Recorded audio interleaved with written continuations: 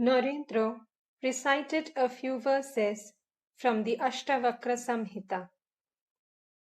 The room again became silent.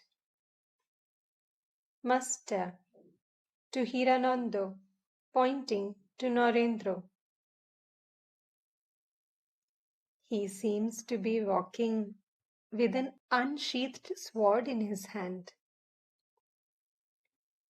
To M, pointing to Hiranando. How quiet! Like a cobra, quiet before the charmer, with its hood spread. Sri Ramakrishna fell into an inward mood. Hiranando and M were seated near him. There was complete silence in the room. The master's body was being racked with indescribable pain. The devotees could not bear the sight of this illness, but somehow the master made them forget his suffering. He sat there, his face beaming as if there were no trace of illness in his throat. The devotees had placed flowers and garlands before him as their loving offerings. He picked up a flower and touched with it first his head, then his throat, heart, and navel. To the devotees, he seemed a child playing with flowers. Sri Ramakrishna used to tell the devotees that his divine visions and moods were accompanied by the rising of a spiritual current inside his body. Now he talked to M. Master, I don't remember when the current went up. Now I am in the mood of a child. That is why I am playing with the flowers this way. Do you know what I see now? I see my body as a frame made of bamboo strips and covered with a cloth.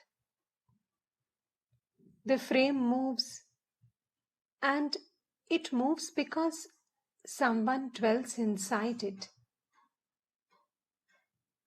Again, I see the body to be like a pumpkin with the seeds scooped out. Inside this body, there is no trace of passion or worldly attachment. It is all very clean inside. And it became very painful for Sri Ramakrishna to talk further. He felt very weak. M quickly guessed what the master wanted to tell the devotees and said, "And you are seeing God inside yourself." Master, both inside and outside. The indivisible Satchidananda. I see it both inside and outside. It has merely assumed this sheath, meaning his body, for a support, and exists both inside and outside. I clearly perceive this. M and Hiranando listened intently to these words about his exalted state of God consciousness. A few moments later, Sri Ramakrishna looked at them and resumed the conversation. Master, you all seem to me to be my kinsmen. I do not look on any of you as a stranger. I see you all as so many sheaths, and the heads are moving. Footnote: sheaths, referring to their bodies. Footnote ends.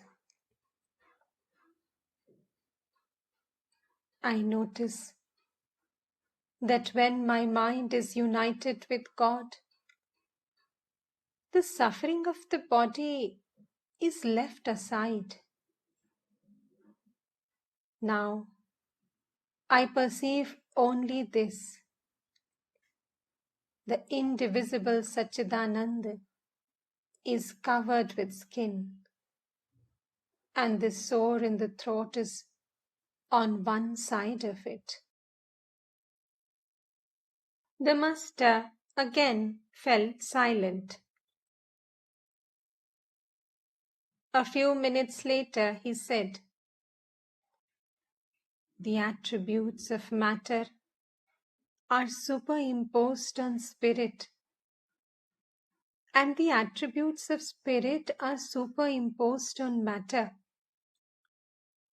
Therefore, when the body is ill, a man says, 'I am ill.'"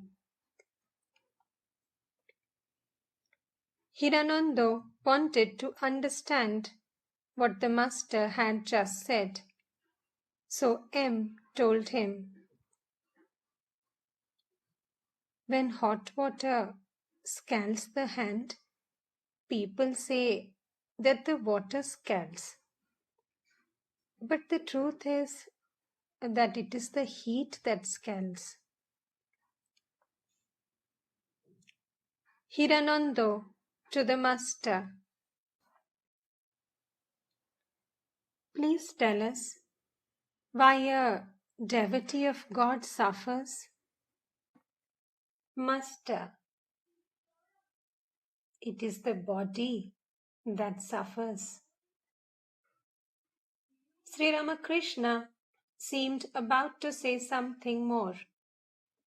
Hiranando and M eagerly awaited his words. Sri Ramakrishna said, "Do you understand?"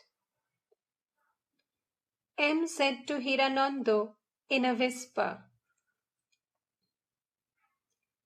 "The body suffers for the purpose of teaching men. His life is like a book of reference. In spite of so much physical suffering, his mind is 100% united with God." Hiranando, "Yes, it is like Christ's crucifixion. But still, the mystery remains. Why should he, of all people, suffer like this?" M. The master says, "It is the will of the Divine Mother. This is how she is sporting through his body." The two devotees were talking in whispers. Sri Ramakrishna asked Hiranando by a sign what M was talking about. Since Hiranando could not understand the sign, Sri Ramakrishna repeated it. "Hiranando, he says that your illness is for the teaching of men." Master, but that's only his guess.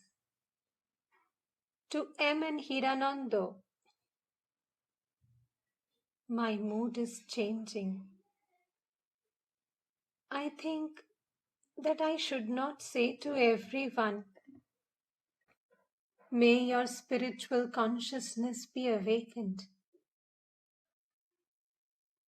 People are so sinful in the Kali Yuga. If I awaken their spiritual consciousness, I shall have to accept the burden of their sins. M. To Hiranando. He will not awaken people's spiritual consciousness except at the right time. When a person is ready, he will awaken his spiritual consciousness.